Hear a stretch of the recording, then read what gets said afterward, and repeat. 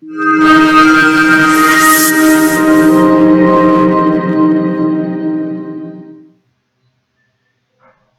back to my dear student. Very good morning. Today we will discuss about the chapter of Force and Law of Motion class 9.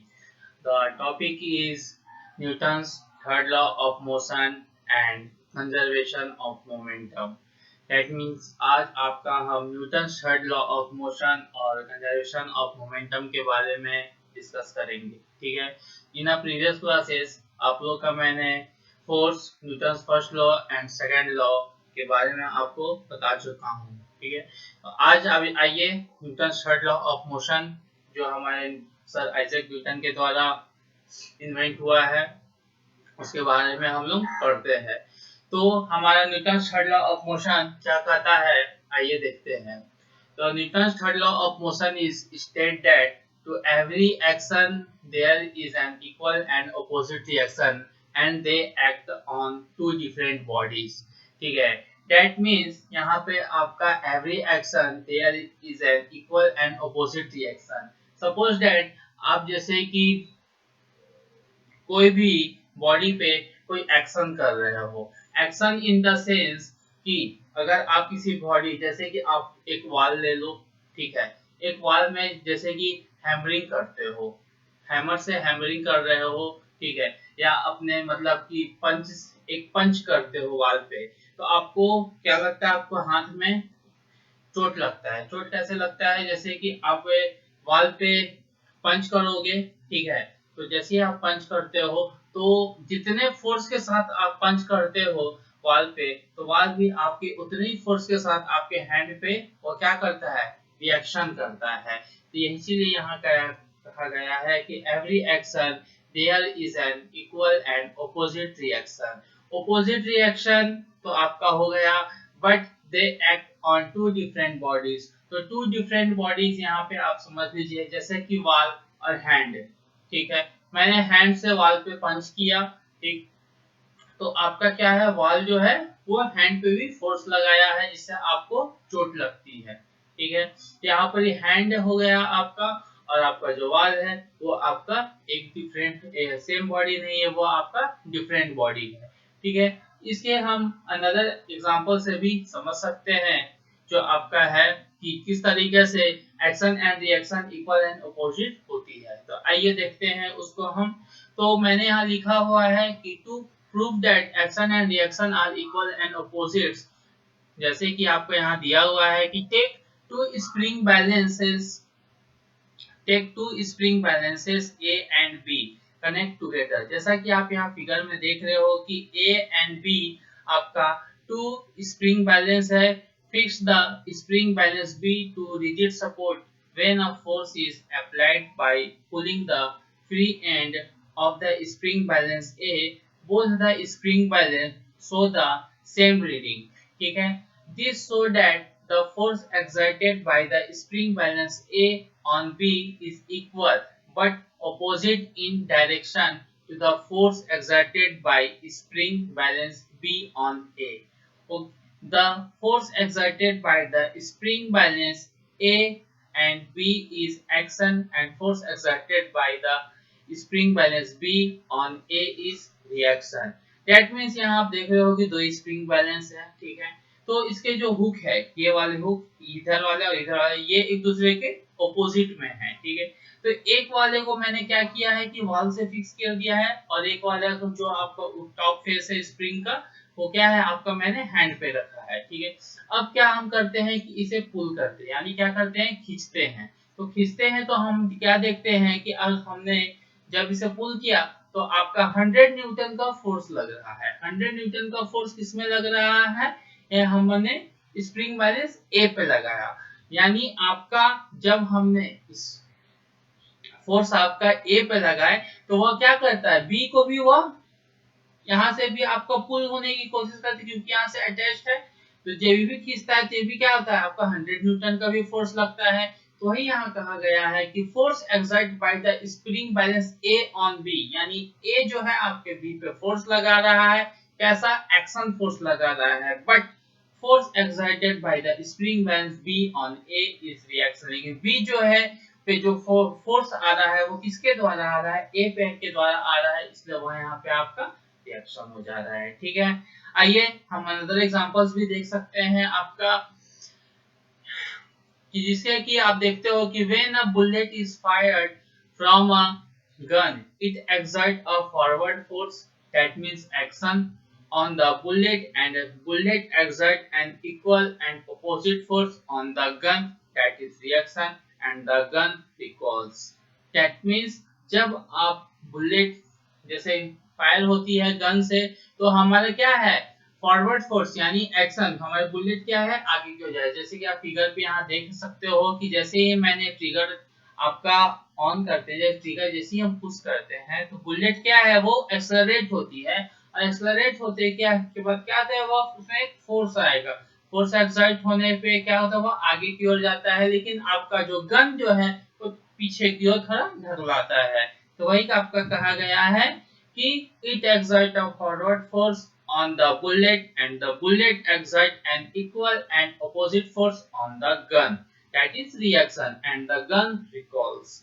okay, when a sailor jumps, another example is that when a sailor jumps out of a boat he exerts a backward force of the boat, that is action, and the boat exerts an equal and opposite force on the sailor, that is reaction, and the sailor jumps forward। ये आप लोग बहुत ही अच्छा तरीके से समझ गए होंगे फिगर से कि आपका क्या है, यह जो सेलर जो है जैसे ही आपका बोट से जंप करता है तो क्या करता है आपका ही exert backward force of the boat, boat पे क्या करता है बैकवर्ड फोर्स लगाता है। ठीक है, जिस जो हमारा क्या है एक्शन हुआ, एंड बोट जो है इस सेलर पे यानी इस पर्सन पे इक्वल फोर्स लगाता है अपोजिट डायरेक्शन में, वह आपका रिएक्शन हो गया है। And the seller jumps forward, इससे क्या है सेलर जो है आपका आगे की ओर जंप करता है। ठीक है, आइए अनदर एग्जांपल हम देखते हैं कि when an air-filled balloon is released, the force of the air coming out of the balloon, that is action, exerts an equal and opposite force on the balloon, that is reaction, and it move upward।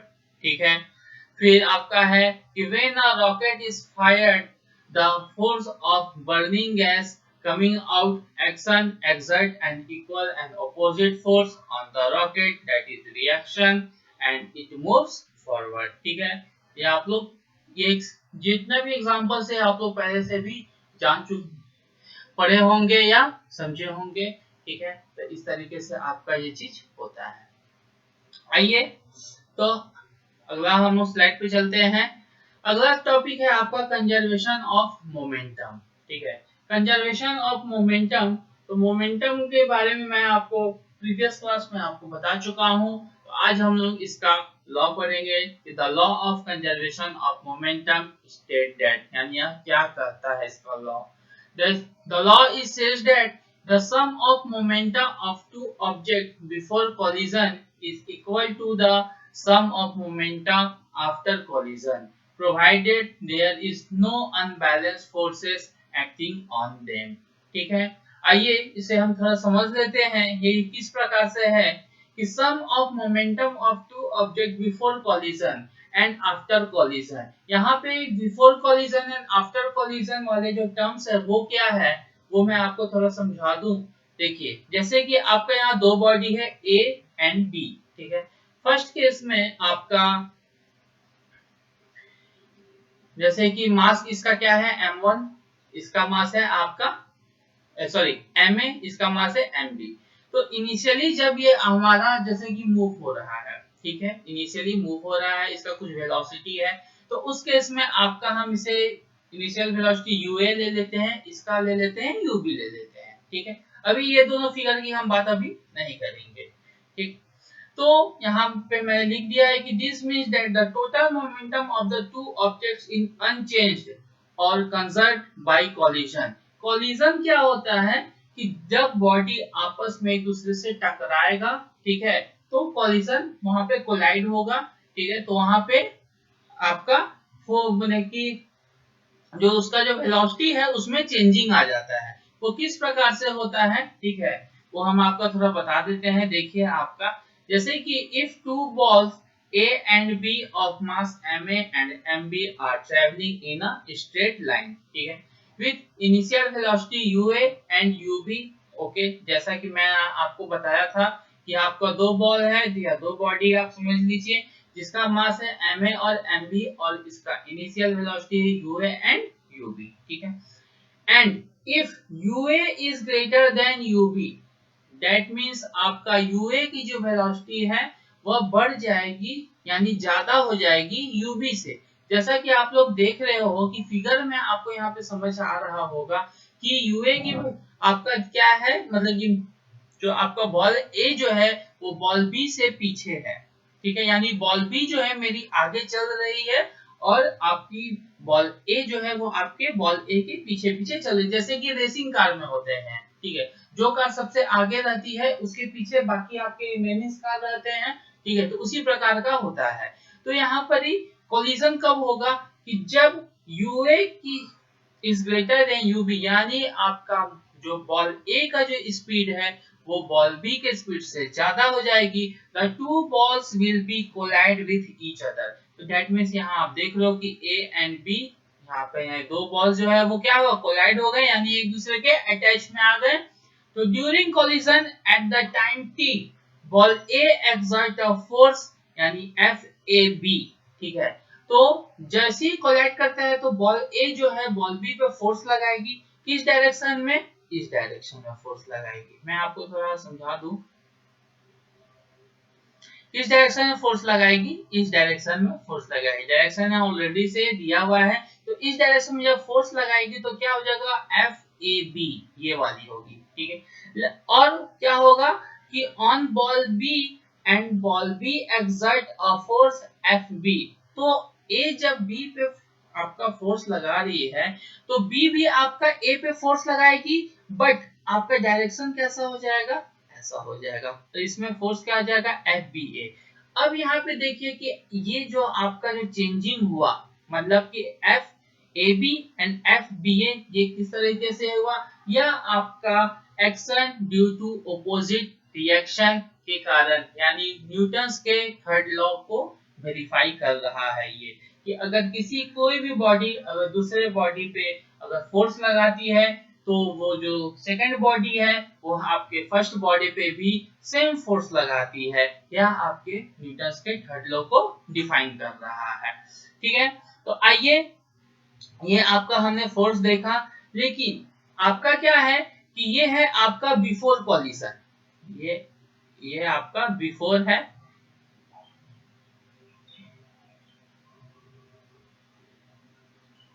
और ये है आपका after collision,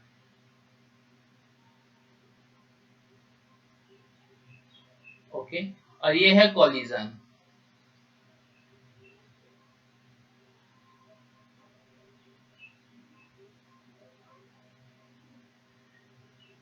sorry,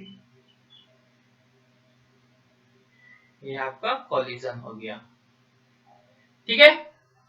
तो अब देखिए कि ये तो हमारा बिफोर कॉलिजन, मेरा बॉल क्या है इस तरीके से है, कॉलिजन जब हुआ तो इस तरफ सा, लेकिन जब फिर जब आफ्टर कॉलिजन हुआ तो मेरा आपका ये चेंजिंग हो गया, यानी मेरी जो वेलोसिटी है, यानी जब मेरा था उस समय बिफोर कॉलिजन यूए और यूबी था, और आफ्टर कॉलिजन वीए एंड वीबी हो गया।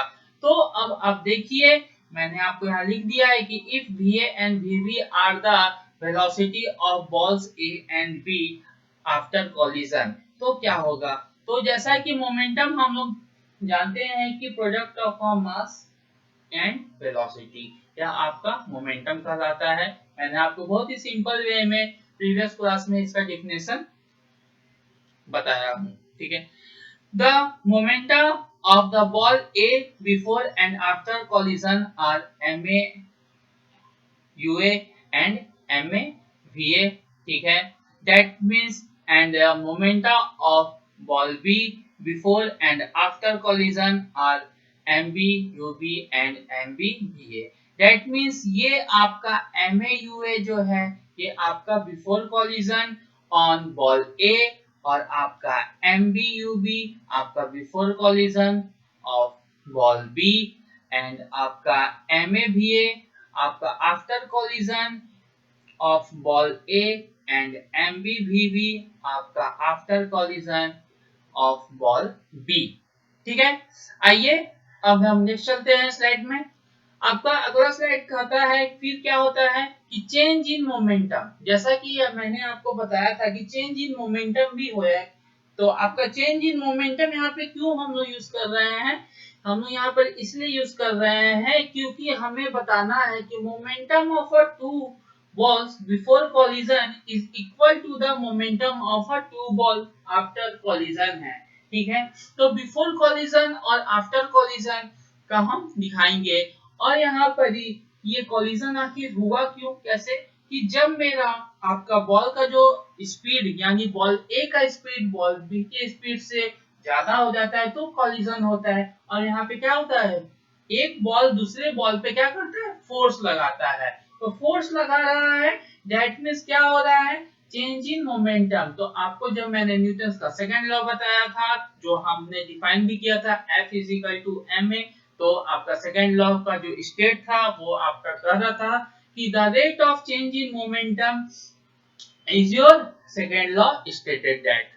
तो यहाँ पे हम आपका चेंज इन मोमेंटम लेंगे। तो change in momentum of ball A during collision, तो ड्यूरिंग कॉलिजन यानी before collision and after collision, तो MAVA minus MAUA and rate of change of momentum of ball A यानी फोर्स रेट की बात हम करने दिए। तो यानी आपका क्या हो जाएगा MA, तो आपका यानी टाइम के रिस्पेक्ट में हो गया। रेट की जहां हम बात करते हैं तो हमारा टाइम के रिस्पेक्ट में आ गया। तो आपका बॉल ए यानी FAB की हम बात कर रहे हैं। ठीक है, तो VA minus UA by T हो जाएगी ये। तो आपका दूसरा है कि change in momentum of BLB during collision. ठीक है, ये आपका पहला वाला था कि बॉल ए की ड्यूरिंग कॉलिजन और ये है बॉल बी की ड्यूरिंग कॉलिजन यानी MBVB माइनस MBUB। तो आपका इसमें भी फिर rate of change of momentum of ball B, तो FBA is equal to MBVB minus UB by T हो जाएगा। तो according to Newton's third law of motion of force FAB exerted by ball A and ball B is equal and opposite to the force FBA excited by the ball B on ball A। जैसे कि previous slide में मैं आपको फिर से लेके चलता हूं और आप यहाँ पे देख सकते हैं कि